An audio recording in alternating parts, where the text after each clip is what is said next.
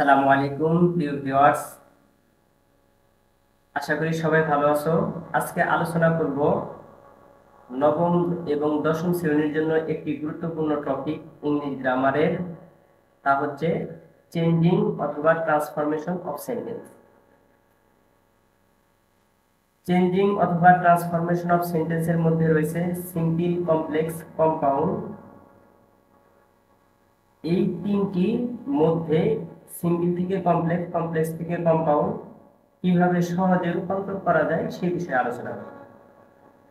তো নবম এবং দশম শ্রেণীর ছাত্রছাত্রীদের কাছে এটা অনেকেরই কাছে খুব কঠিন মনে হয়। তো আজকে আমি আলোচনা করব খুব সহজেই এবং মাত্র 7টি নিয়মের মাধ্যমে এই চেঞ্জিং সেন্টেন্স সম্পন্ন করতে পারবা। যদি আমার ক্লাসটি তোমরা মনোযোগ সহকারে শুরু থেকে শেষ পর্যন্ত দেখো, তাহলে তোমাদের কাছে এই চেঞ্জিং সেন্টেন্স একদম পানির মতো মনে হবে। তো আর কথা না বাড়িয়ে চলো আমরা শুরু করি। তাহলে আমাদেরকে প্রথমেই আগে জানতে হবে সিম্পল সেন্টেন্স কি, কমপ্লেক্স সেন্টেন্স কি এবং কম্পাউন্ড সেন্টেন্স কি। সিম্পল সেন্টেন্স হচ্ছে, এর বৈশিষ্ট্য হচ্ছে একটি সাবজেক্ট থাকবে, একটি ফিনিট ভার্ব থাকবে। দেখো এখানে একটি এক্সাম্পল দিয়েছি, হি works hard to succeed in life. এখানে একটি সাবজেক্ট আছে হি এবং একটি ফিনিট ভার্ব আছে ওয়ার্কস, আর কোনো ফিনিট ভার্ব নেই এবং সাবজেক্ট নেই। তাহলে বুঝতে হবে এটা সিঙ্গেল সেন্টেন্স। এখন কমপ্লেক্স সেন্টেন্স কি? কমপ্লেক্স সেন্টেন্সের বৈশিষ্ট্য হচ্ছে যেখানে দুইটি সাবজেক্ট থাকবে, দুইটি ফিনিট ভার্ব থাকবে এবং একটি কনজাংশন থাকবে। দেখো, হি works hard so that he can succeed in life. এখানে একটি সাবজেক্ট আছে হি, এখানে একটি সাবজেক্ট আছে হি, এখানে একটি ফিনিট ভার্ব আছে ওয়ার্ক, এইখানে একটি ফিনিট ভার্ব আছে কি সাকসিড। তাহলে আমরা বুঝতে পারলাম যে এখানে দুইটা সাবজেক্ট আছে, দুইটা ফিনিট ভার্ব আছে এবং সাথে কি আছে, একটি কনজাংশন আছে। কনজাংশনটা কি আছে এখানে? So that. কনজাংশনটা আছে কি? So that. তাহলে দুইটা সাবজেক্ট থাকবে, দুইটা ফিনিট ভার্ব থাকবে এবং সাথে কি থাকবে? একটা কনজাংশন থাকবে। তাহলে বুঝতে হবে যে এটা কমপ্লেক্স সেন্টেন্স। তারপরে দেখি আমরা কম্পাউন্ড সেন্টেন্স। কম্পাউন্ড সেন্টেন্সে দুইটি সাবজেক্ট থাকবে, দুইটি ফিনিট ভার্ব থাকবে। এখানে he works hard and he can succeed in life. এখানে হি একটি সাবজেক্ট, এখানে হি একটি সাবজেক্ট, এখানে ওয়ার্কস একটি ফিনিট ভার্ব, এখানে সাকসিড একটি ফিনিট ভার্ব। তাহলে দুইটি সাবজেক্ট আছে, দুইটি ফিনিট ভার্ব আছে এবং মাঝখানে আরেকটি কনজাংশন আছে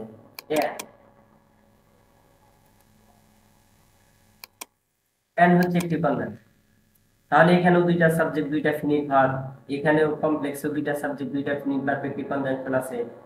তাহলে আমরা বুঝবো কোনটা কমপ্লেক্স সেন্টেন্স আর কোনটা কম্পাউন্ড সেন্টেন্স।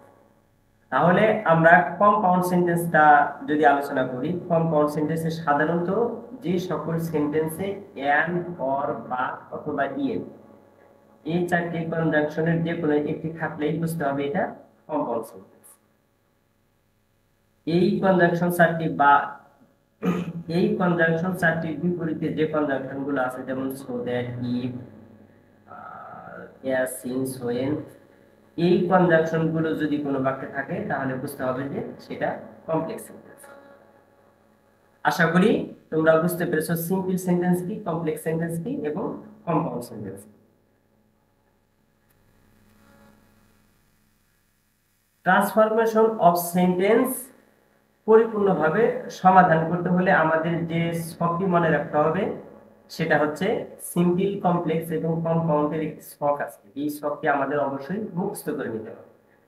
যেমন সিম্পলে যে ওয়ার্ডগুলো থাকবে, কমপ্লেক্সে সেই ওয়ার্ডগুলোর পরিবর্তে এই ওয়ার্ডগুলো ব্যবহার করতে হবে এবং কম্পাউন্ডে এই ওয়ার্ডগুলো ব্যবহার করতে হবে। তাহলে এই ছকটা আমরা সবাই মনোযোগ সহকারে করব এবং পরিপূর্ণভাবে, সুন্দরভাবে, প্রপারলি মুখস্থ করতে হবে। আমাদের এই ছকটি যদি মুখস্থ থাকে তাহলে আমরা সিম্পল থেকে কমপ্লেক্স, কমপ্লেক্স থেকে কম্পাউন্ড, অর্থাৎ একটি বাক্য থেকে আরেকটি বাক্যে রূপান্তর করতে পারবো। তাহলে এই ছকটি আমাদের অবশ্যই মনে রাখতে হবে। তাহলে এই সব নিয়ে আজকে আমরা আলোচনা করব একটি একটি করে। চলো তাহলে একটি একটি করে আমরা সবের বিষয়গুলো আলোচনা করব।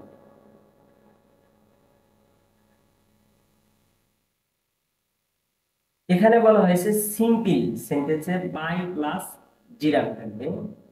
এরকম যদি বাই প্লাস যদি জিরান কোনো বাক্যে থাকে, তাহলে যদি আমাদেরকে কমপ্লেক্স করতে বলা হয় তাহলে ইফ নিয়ে আসতে হবে, এবং যদি কম্পাউন্ড করতে বলা হয় এন্ড নিয়ে আসতে হবে। তাহলে একটি এক্সাম্পল আলোচনা করি।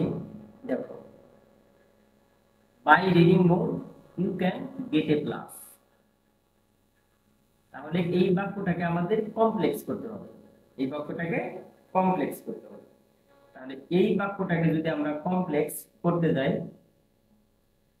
তাহলে আমাদের একটা বিষয় মনে রাখতে হবে যে সিম্পলের যে বৈশিষ্ট্যগুলো আছে সেই বৈশিষ্ট্যগুলো আমাদের কি করতে হবে, বাদ দিয়ে দিতে হবে, এবং কমপ্লেক্সের যে বৈশিষ্ট্যগুলো আছে সেই বৈশিষ্ট্যগুলো আমাদেরকে ইন করতে হবে।